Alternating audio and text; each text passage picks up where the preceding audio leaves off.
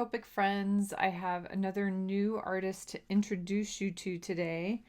Andrew reached out to me through our Copic in the Craft Room Facebook page, and he is part of a online stamp company that is online plus um, hard stamps or actual in your hand stamps. And I can't remember if theirs are acrylic or polymer or rubber. So I apologize for that, Andrew. But the company is, picture this, Creative Endeavours. They are a UK based company. And Andrew is venturing out on kind of a new project, doing some of their images as outlines, what they're calling outlines, but is very equivalent to what we would consider digital artwork. And he's also venturing into the digital world. But I wanted to kind of bring his company to your attention because they do these amazing kind of structures and detailed line artwork. So I just thought it'd be so fun to share this company with you. So again, picture this, Creative Endeavours. And of course, I'll have that up at the front end and the back end of the video so you guys can see that name. But this is an example of what one of those images might look like. And I just printed this one off at its standards. This is how it came, so I could enlarge or shrink that down a little bit. This is another one from a set. And this particular set would have some of these smaller pieces as individual stamp sets. They've got this amazing little collection of these kind of funky little vehicles and cars. They do have some people stamps, but the architecture to me was what really intrigued me, the detail and the structure. So what I asked if I could share was one of the buildings. And so I blew it up. So I'm going to show you kind of what it printed out at kind of standard size. Now the issue, this is gorgeous, obviously, just as it is. But you can see hand-wise the size of this. Some of this detail work on the bricks and stuff would be really hard to get into with my Copic markers. This would be more suited probably for a watercolor / colored pencil and you can still do a mix of colored pencil and Copic and play around with that. But I did enlarge this particular house a couple times. And so what I've ended up with is this guy, and it's not even going to fit on the screen. So this is on an 8.5 by 11 kind of standard, my standard Copic, card stock. This particular is the Express It. I was a little concerned, the Express It blending card, and I specifically wanted to print this out on this paper just because there is so much detail here, and I'm going to be probably working a little bit slower than I normally do. What I want to do, this is absolutely an image that would be a several day project. Even if I had a full day to work on this would be a little mind-bending, eye-blowing to try to do this in one day. So to me, this is going to be one of those that I would take the roof and attempt to do that in a day. I mean, look at all this in and out on all those little shingles, the chimney, the woodwork in places, maybe working on the wood in one day, the stucco in one day, the rock at the bottom of the building. I love that we have the rock versus the brick that's underneath the stucco. I mean, you've got so many textures and variations. Another thing about an image this size and with this much detail is you definitely want to map out some of your color work before you put it on the page. Now, I've done a little bit of that, not a lot. I've done some of the sections of things that I think I want to do, but this is going to be one of those images that I definitely am going to have to play with as I go. It's not going to necessarily be like, oh yeah, I know exactly, because I want it to still feel balanced with all of this information going on. So I've got a few, and I thought even if I just do some small portions for you today, you can kind of see what I've got going. So I'm going to start on two smaller sections, and one of the things I'm going to do is I'm going to work on some of the rock and some of the brick. And I'm actually going to base both of those areas in a W1, which is my warm gray, just the one. I could do a 0, but I want to have a little tint of color there. And again, I'm not doing full sections, but I thought this would be a great way to introduce this to all of you. My goal with this color is actually the mortar in between the rocks and the bricks. So this is going to get covered up for the most part, but I'm going to get that mortar color in first. You could do this darker, but I liked the W1 for that. And then I've got a couple colors picked out for my bricks and for the rock. So the one I found for the bricks, and we're going to give this a try, is E19. It's called Redwood. And I'm literally going to go in and try to hit these bricks. So it's going to take some time and patience and some good eyeballing on my part. Now, this is not an image right now that this would be one I would do in no line if I truly was doing this, not necessarily to share it with you, but for pure personal pleasure. This would be an amazing no line challenge. And I'm going to say it that way, that it would be a challenge, because this would absolutely be a challenge to me as well, to do this in no line. And again, I would truly have to just go kind of little section by little section. This is going to be enough of a challenge doing this with the black lines available for me to see. My eyes are going to kind of get tangled and twisted in there, as they already are, getting all of this little tiny detail. Now, another note on that, I am most comfortable using my brush nib for little tiny details like this. I've got pretty good pressure control. If you do not, if you've got a little bit of a shaky hand, or you feel like you can't get into those, you could try the corner of your chisel nib or medium broad nib, that other end.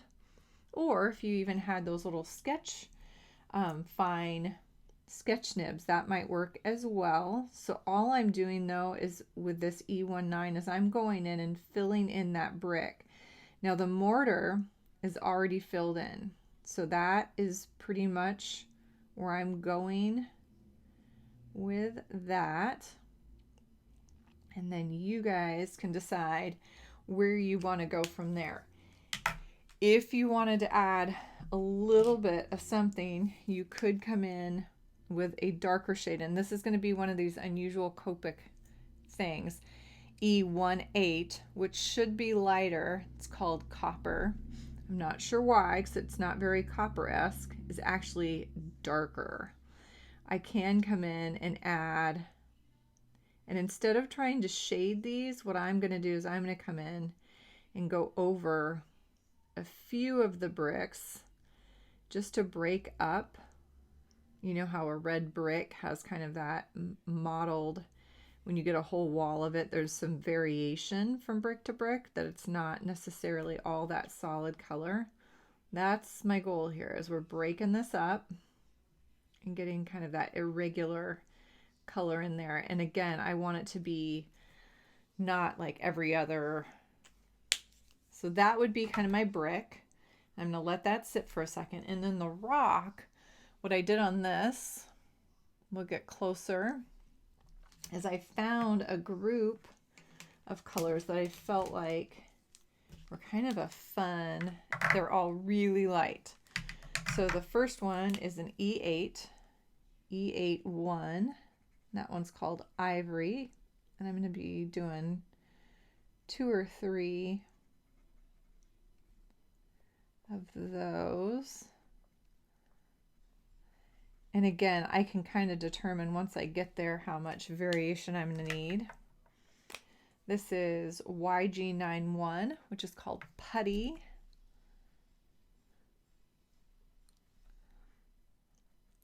very similar in tone, but slightly different. So we've got two that have kind of an olive undertone.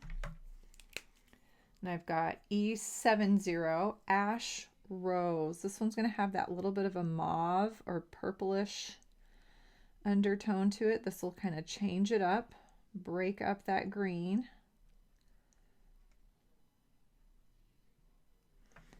And then my last one is actually a BG90 Gray Sky.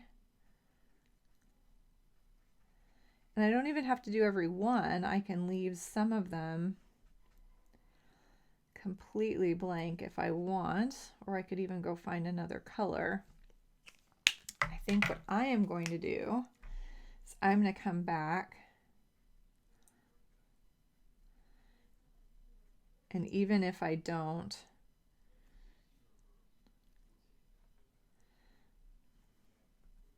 hit all of them, I'm going to try to add some texture. We'll see. This may or may not be quite enough. Might have to add another layer. So as much as anything, I'm kind of dabbing just some more color in, kind of bottom and around the edges a little bit, to add a little bit of texture. And again, it's the same series of markers.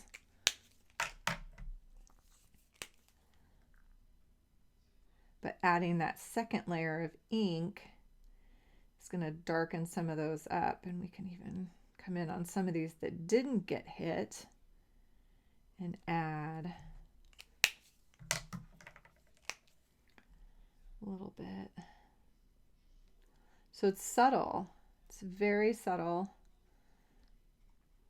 Purposefully so. Kind of a neat rock. And one of the other areas, let's do this. We'll do at least 2 or 3 more of the areas, and you guys can get a kind of a feel of where I'm going. The stucco, I'm going to actually base in my E000. And I'm going to play around with this. I'll try this first. Might have to try something different on my second one. It has a really light kind of peachy undertone to it.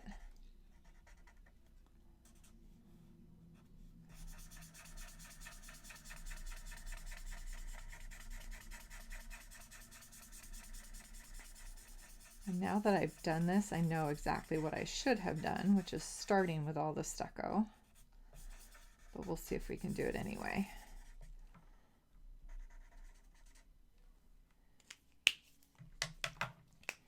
Then the second color I was going to add was the E01, which is Pink Flamingo. And that's going to come kind of where some of those edges happen, where we know there's probably some cast shadow happening. We could emphasize those cracks a little bit.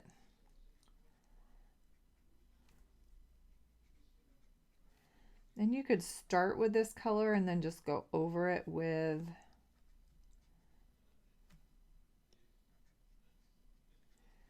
the other, the lighter.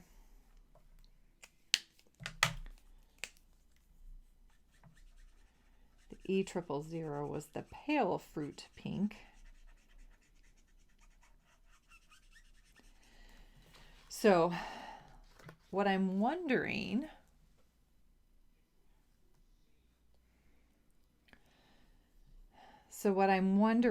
is if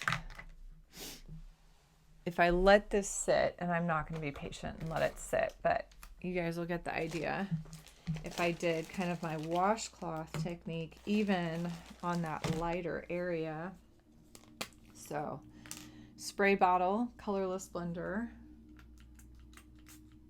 small scrap of washcloth, and if I come in, so the challenge is going to be at this point, because I have that brick on there, is to not hit the brick. Because I don't necessarily want this texture over there. So if I did the stucco first, I wouldn't have to worry about those edges. But I feel like that's going to give it this gorgeous like stucco feel, especially as it dries.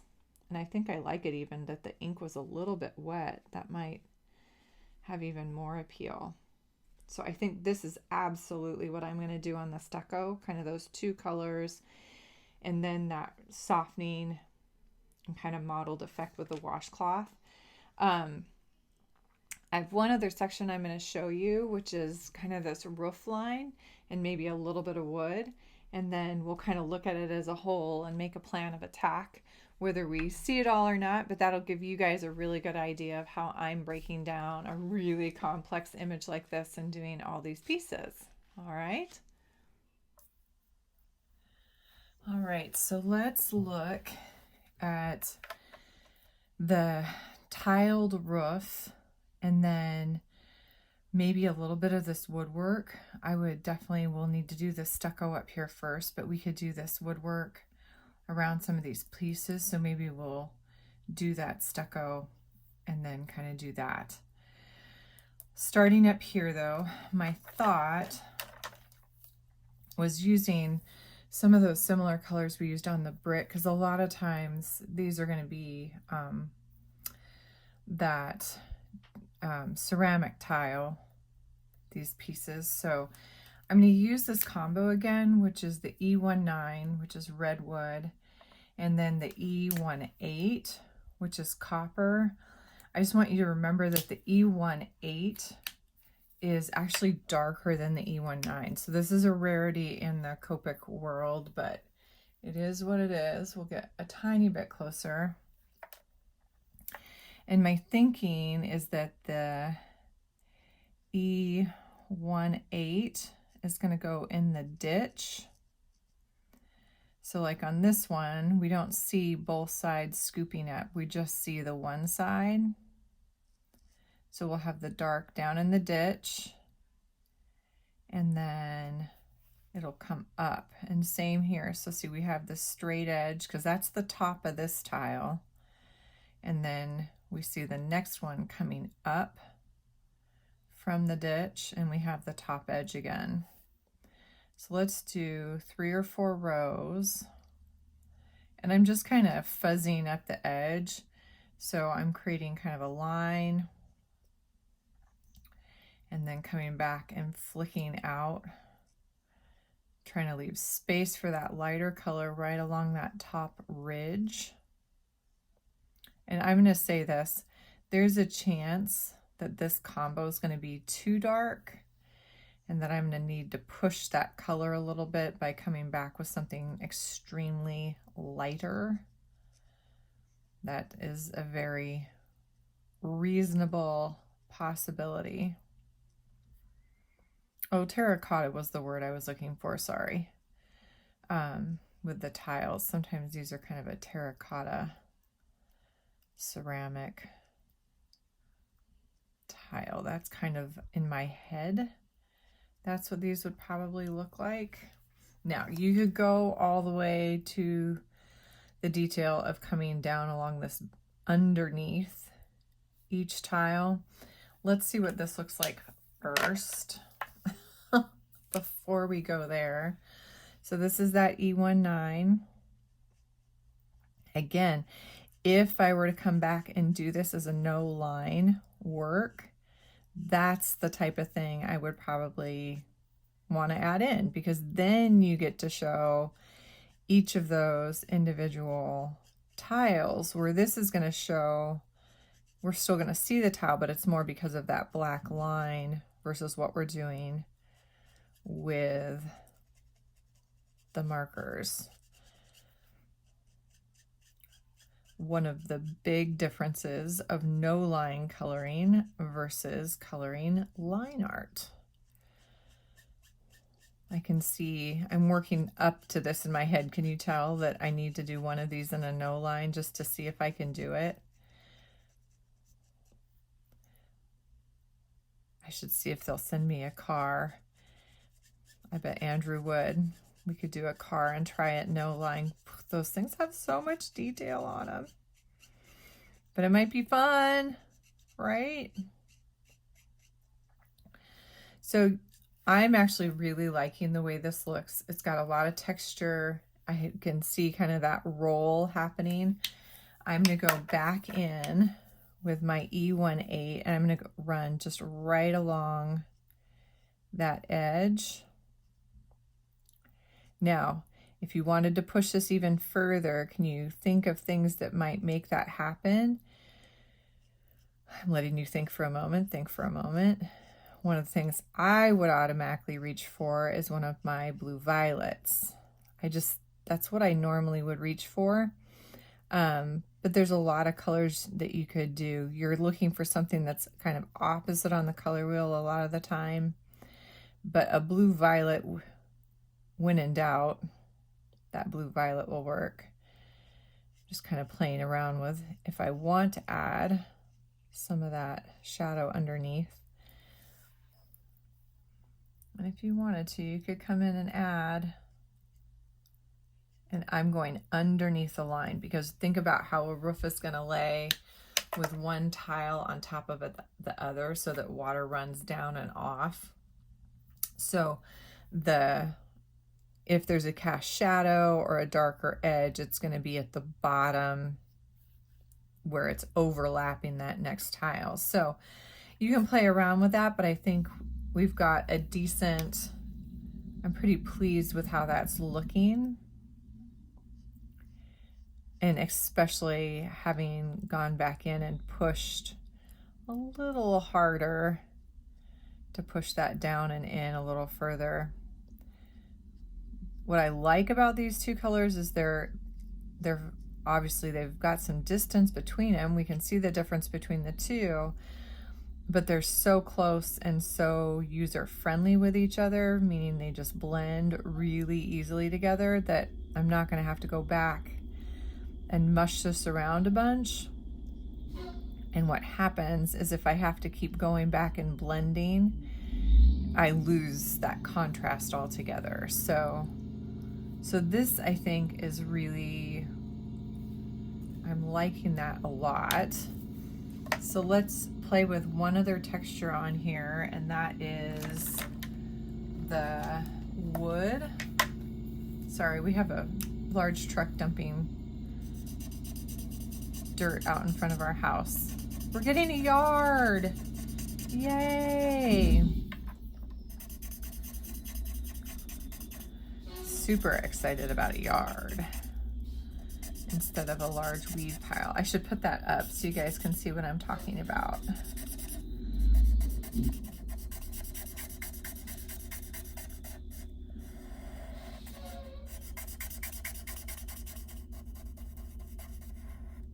So I'm just filling this in, and then we'll go back and add a little bit of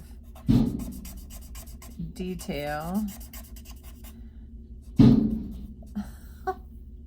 Sorry, forgot to mention I have no idea if the microphone's going to pick up them banging the truck back end around, but there you go. You guys get to be part of my world today.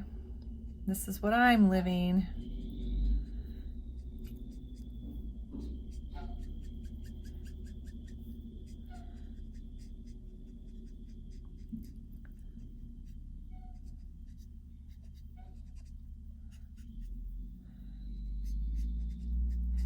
And I'd have to go look at some photo references on the patches, what that would end up looking like. I'm just not totally sure. I'm going to assume this is really kind of sticking out. So I'm going to bring the shadow underneath the shelf pretty low, and then you'll have that little bit of shadow underneath.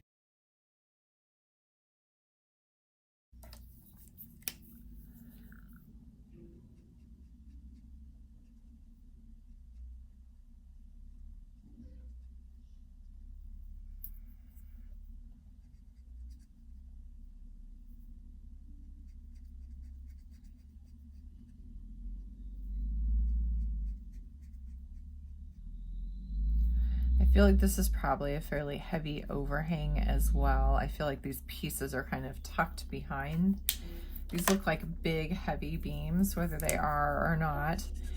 And I'm not really necessarily wanting to blend this smooth. I want to soften those edges. But remember, if I'm going to add that texture back in, and that's why I'm doing the stucco. And I came back today, so I did this in 2 days. These little pieces even that I'm showing you, just because life, and that's what I had time for yesterday. So this piece of stucco is actually completely dry. That texture is super, super subtle. You can barely see it. I like it, and it is what I want, but it is subtle. So if you wanted it to be more distinct, couple of things you can do. You could use, first of all, a darker color on your stucco is going to show this off better than what I'm doing with these really pale earth tones. I'm also going to try holding this a little bit longer. And remember, now I can just overlap into that wood. I don't need to worry about messing up any other Copic work. The other thing I'm going to try is I'm going to come back and hit this lower area a second time. Obviously that one I have to try to avoid the brick, but I think it's going to be worth it to try to get back up in there one more time and see with it completely dry, because obviously now it is. That will affect that texture differently as well. So let's come down here.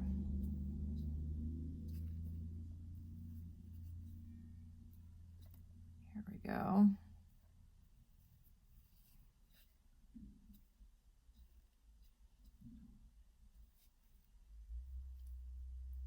All right, stuccoed. I probably should have just done the last patch. This is kind of ridiculous that I didn't. Let's go ahead. Sorry, distracted coloring today. I think we're still on the screen.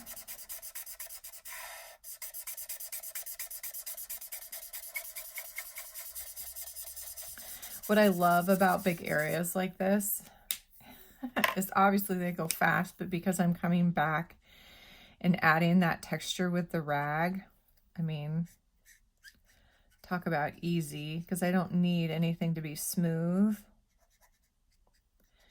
Yeah, I'm regretting having not looked up like what those patches might look like a little bit, but there you go. That's what we get today for Michelle not working ahead. I guess they could be kind of a different color, and I could still go back and do that, but let's give this just a second. And this is going to drive me nuts if I don't do it. This little teeny tiny section of brick peeking through. So I'm bringing back my little brick colors, because that'll drive me batty if we don't get those little bricks in. There we go. Okay, and if you didn't see what I did there, it was the W1 for the mortar, same as what we had before, and then I used the E19 on those particular bricks.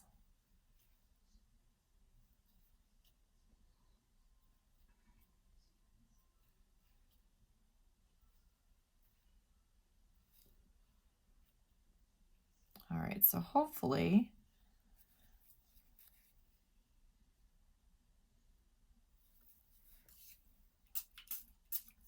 that'll be just enough.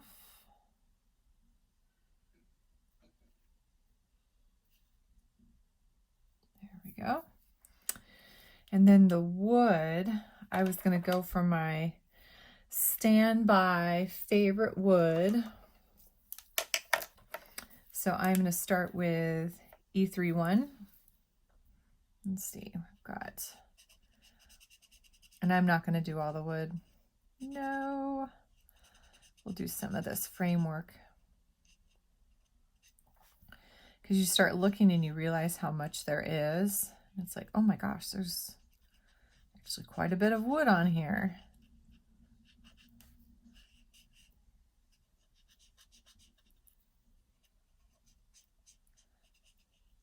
Now I've got my two colors that are kind of my go-to wood colors, but I know I'm going to need at least a third in this particular case because we have quite a few little pieces that are going all sorts of different directions, and I might want to do something with the nails. I mean, you've got all sorts of stuff going on. So let's kind of get in here first.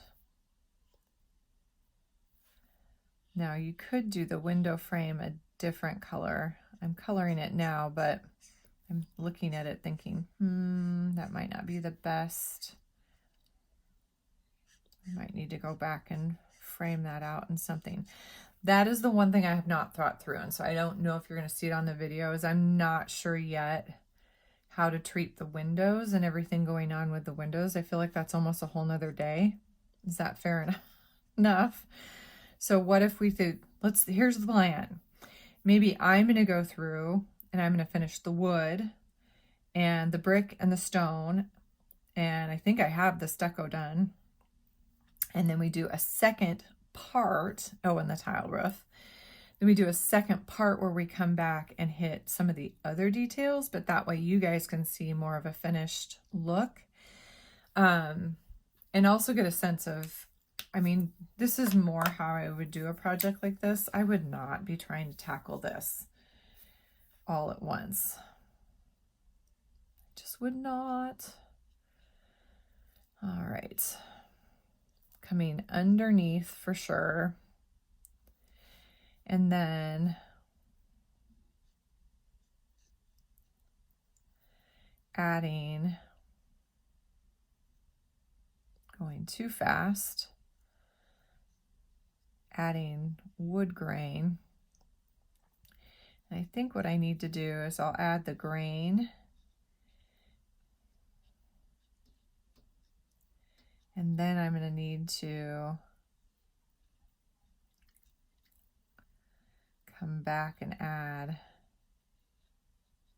that shadow work. And I'm definitely going to need a couple more colors for that. We have the ends. I think what we've got going on here is you have this beam and then you have these little beams coming out horizontally, like toward us, toward the viewer. And that's what this top beam is resting on. So I'm trying to be real cognizant of, we've got boards sitting at different directions. So you're going to catch, some are going to catch, end up darker.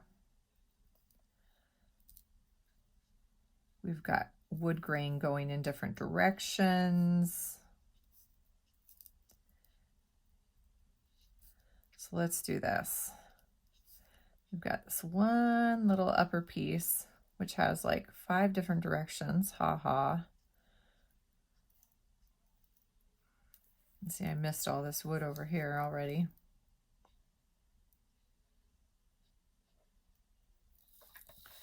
And then we'll do these 2 posts. And then let's look at what we can add.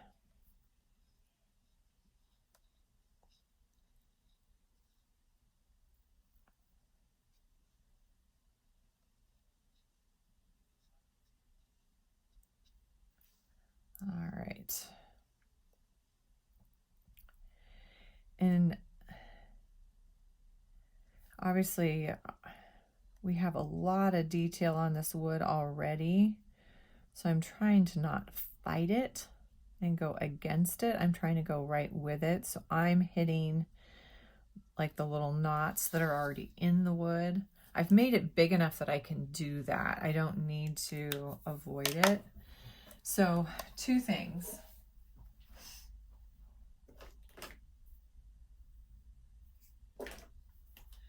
I'm going to grab another earth tone. I have an E27 Then I also have a BV23. Let's see if this is going to be dark enough. We definitely know we're going to need to come up under the roof line.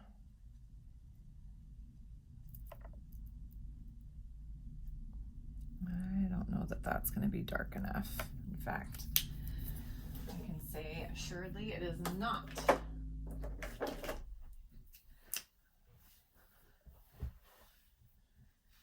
BV25.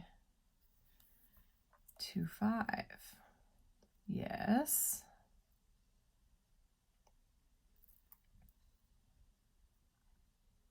And this is called grayish violet. You definitely need at least that dark. So let's look first for cast shadows. So probably right up underneath.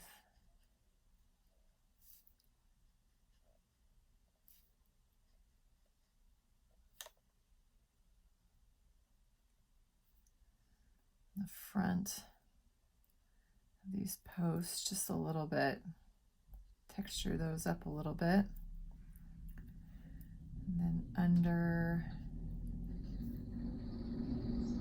these guys.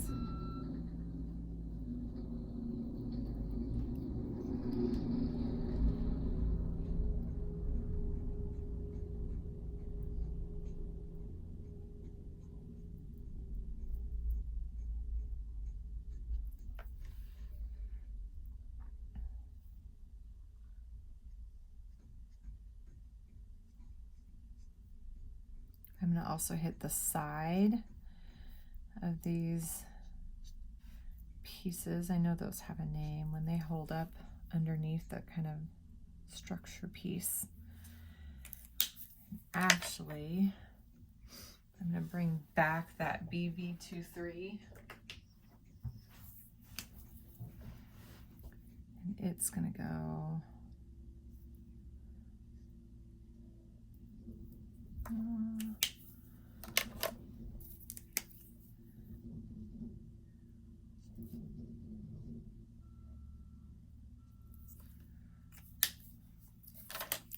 if this is going to work or not.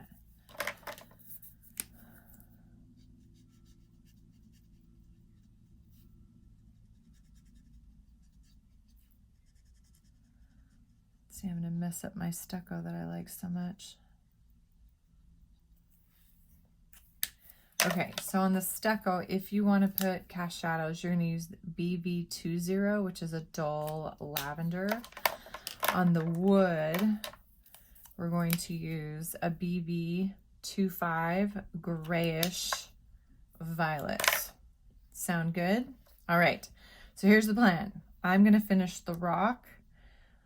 If I find any more brick, wood, and tile, or any peaks of stucco, and then I will come back for a second video and we will look at all the windows and casings, these funky doors, maybe the steps I'll leave, and the groundwork if we do some. So anyway, we'll come back, we'll hit this a second time. Thank you everybody for joining me. If you have not had a chance, like the channel so you can be subscribed and get a little message in your inbox when things arrive, new videos arrive.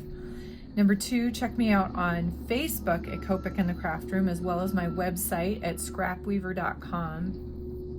That way you can find out all about classes and things I'm doing both live and online, and get subscribed at my blog for all the really first need to know info about classes in particular.